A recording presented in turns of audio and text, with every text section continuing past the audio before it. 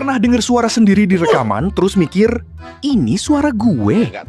Gini loh, saat berbicara, kamu mendengar suaramu lewat udara dan getaran tulang di kepala. Getaran itu membuat suaramu terdengar lebih dalam dan nyaman. Makanya, suara yang kamu dengar setiap hari terasa normal. Tapi di rekaman, yang terdengar cuma suara dari udara.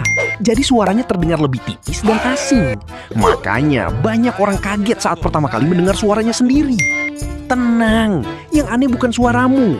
Otakmu saja belum terbiasa mendengarnya. Pas pertama kali dengar suara sendiri di rekaman, kamu kaget atau biasa aja? Tulis di komentar.